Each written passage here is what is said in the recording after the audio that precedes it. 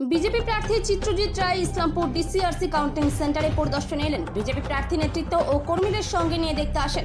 তিনি জানান, আজ মহিলা মোর্চার সদস্যরা এই কাউন্টিং সেন্টারে থাকবেন। চিত্রজিৎ রায় বলেন, আমরা আগে যেটা করতাম তৃণমূল এখন সেটাই করছে, তৃণমূল বিরোধী ভূমিকা পালন করছে। যেভাবে ইভিএম পাহারা ও কাউন্টিং সেন্টারে বসে থাকছেন, আগে যেটা আমরা করতাম। পাশাপাশি তিনি আরো বলেন, সমস্ত কাউন্টিং ভেন্যুতে সমস্ত ব্যবস্থা ঠিকঠাক রয়েছে এবং ইলেকশন কমিশনারের উপরে পূর্ণ আস্থা রয়েছে। Bureau report, big news Bangla. শুধু আজকেই না, গত 23 তারিখে যে ভোট শেষ হওয়ার পর থেকে আমরা রেগুলারই এখানে আসছি এবং ভাগে ভাগে এসেছি। মূলত আজকে মহিলাদেরই দায়িত্ব ছিল, শেষ দিন তাদেরকে বলা হয়েছিল তারা যেন আসে এবং সকাল থেকে যেন আজকে দেখে নেয় যে পরিস্থিতিটা কেমন আছে, কোনো জায়গায় কোনো খামতি থাকলে যেন তারা জানায়।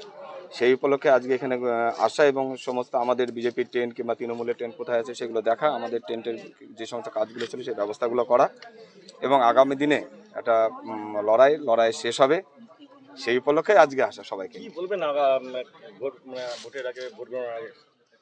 একটা কথা বলতে গেলে, যে সত্যি যেটা বলতে গেলে, আগে বিরোধী হিসাবে আমরা যেটা করতাম এখন তৃণমূল সেটা বিরোধী হিসাবে করছে দেখছি। তারা ইভিএম পাহারা দিচ্ছে, তারা দোষারোপ করছে আমরা নাকি ইভিএম চুরি করবো। কিন্তু বিগত 15 বছর যেটা দেখেছি যে তাদেরই যত যে পার্টির কর্মীরা ছিল তারাই এই কাজ করেছে। আর অবাক হলেও এটা সত্যি যে এবার তৃণমূলকে দেখা যাচ্ছে বিজেপির থেকে বেশি তারা ইভিএম পাহারা দিতে। সত্যি ভালো লাগছে, তারা বিরোধীর যে কর্তব্যগুলো তারা এখন থেকে পালন করা শুরু করছে। বলছি, ভোট গণনার আগে ইসলামপুর বিধানসভার সাধারণ মানুষকে কি বার্তা দিন? সাধারণ মানুষের উদ্দেশ্যে এটাই বলবো, আমাদের ছোট্ট শহর ইসলামপুর আমরা দীর্ঘদিন ধরে যেভাবে আছি, হিন্দু মুসলমান সবাই মিলেমিশে থাকবো। কোনো যেন বিগত দিনে যেভাবে নির্বাচনের পরে আমরা একে অপরের সঙ্গে কথা বলছি সেভাবেই কথা বলবো।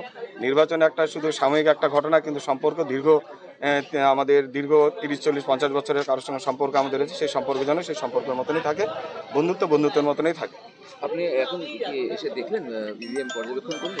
না, আমি করতে চেয়েছিলাম কিন্তু কিছু নিয়ম কারণ আছে, সেই জন্য যাওয়া হলো না। তো আমার পুরো বিশ্বাস, ত্রিস্তরীয় এখানটা ব্যারিকেড দেওয়া হয়েছে। প্রথমে রাজ্য পুলিশ রয়েছে, তারপরে বিএসএফ, তারপরে সেনাবাহিনী, অর্থাৎ তাদের উপর পূর্ণ আস্থা রয়েছে ভারতীয় সেনাবাহিনীর উপরে। আমার রাজ্যকে পাহারা দিচ্ছে, আমাদের ছেড়ে না, আমাদের বরাবরই প্রশাসনে। হ্যাঁ, এর আগে আমরা যেটা অভিযোগ করে এসেছি, এখন এটা প্রমাণিত হলো মুখ্যমন্ত্রী বা শাসক দলের এই ছটপটানি দেখে, যে এত বছর ধরে আমরা যে অভিযোগগুলো করে এসেছি যে কাউন্টিং হলের ভিতরে যে দুর্নীতিগুলো হয়ে আসছে, সেটা উনি এবার নিজেই প্রমাণিত করলেন এবং শাসক দল এটা প্রমাণিত করে দিল।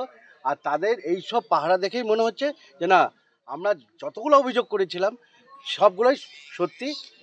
আর আগামীকাল গোটা রাজ্য সাথে গোটা ভারতবর্ষ দেখতে পাবে যে একটা ঐতিহাসিক ফলাফল হতে যাচ্ছে।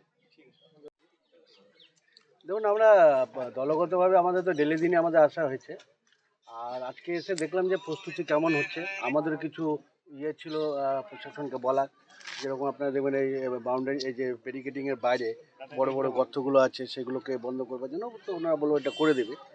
তো প্রতিবারের তুলনায় এবার ব্যারিকেডিংটাও একটু ভালো করে দিচ্ছে।